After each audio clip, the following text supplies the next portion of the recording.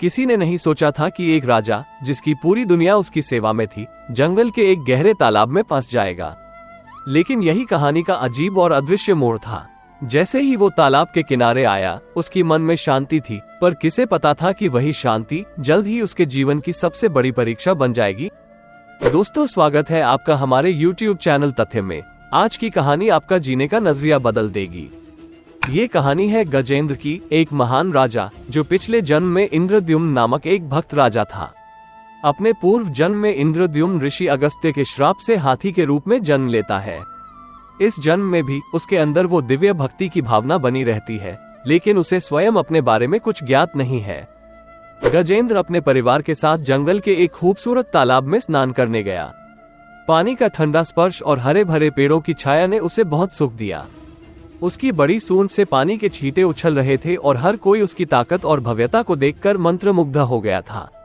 लेकिन उसी तालाब के गहरे जल में एक खतरनाक शत्रु छिपा बैठा था, एक विशाल मगरमच्छ। परंतु यह मगरमच्छ कोई साधारण जीव नहीं था, वह भी एक श्रापित आत्मा थी। पिछले जन्म में वो हुहू नामक एक गंधर्व था। एक दिन जब वो देवताओं के जलाशय में स्नान कर रहा था, तब वहां से ऋषि देवल भी गुजरे।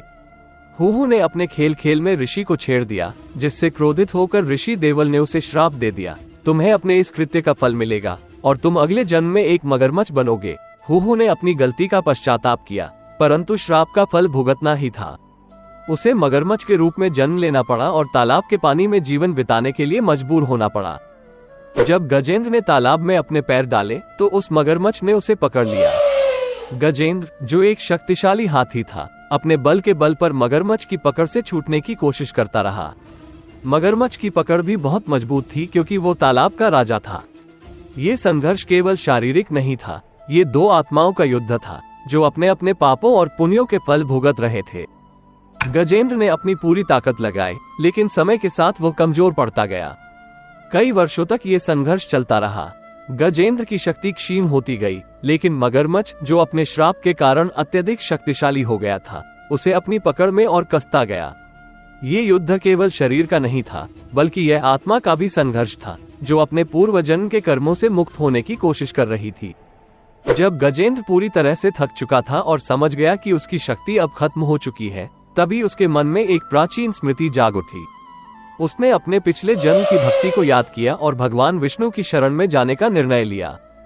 उसने अपने सूंड में एक कमल का फूल उठाया और गगन की ओर उठाकर कहा, हे परमेश्वर, हे नारायण, जो इस ब्रह्मांड के कर्ता धर्ता है, मैं आपकी शरण में आया हूँ।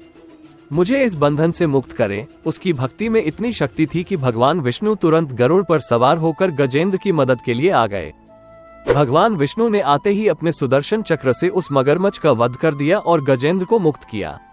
मगरमच्छ, जिसने अपने पिछले जन्म में किए गए पापों के फलस्वरूप ये जीवन पाया था, उस क्षण अपने श्राप से मुक्त हो गया और हुहू का गंधर्व रूप फिर से उसे प्राप्त हो गया। गंधर्व हुहू ने भगवान विष्णु को प्रणाम किया और उनके आशीर्वाद से स्वर्गलोक लौट गया। वहीं गजेंद्र, जिसे अब अपने पिछले जन्म की स्मृति हो आई थी, भगवान विष्णु के चरणों में लीन हो गया। भगवान विष्णु ने उसे अपने दिव्य लोक में स्थान दिया। इस कहानी में केवल एक पशु की मुक्ति की नहीं, बल्कि यह हमें ये भी सिखाती है कि जीवन में जब सारे रास्ते बंद हो जाते हैं, तब भी ईश्वर की शरण में जाने से सब कुछ संभव हो सकता है। गजेंद्र मोक्ष की यह कथा हमें ये भी सिखाती है कि चाहे संकट कितना भी बड़ा हो, ईश्वर की शरण में सच्चे हृदय से जाने पर वे अवश्य सहायता करते हैं और हर प्रकार के बंधनों से मुक्ति दिलाते हैं। दोस्तों, अगर आपको आज की वीडियो अच्छी लगी और कुछ नया सीखने को मिला, तो इस वीडियो को लाइक और शेयर करिए और चैनल पे नए हैं तो चैनल को सब्सक्राइब करिए। मिलते हैं अगली वीडियो में, तब तक के लिए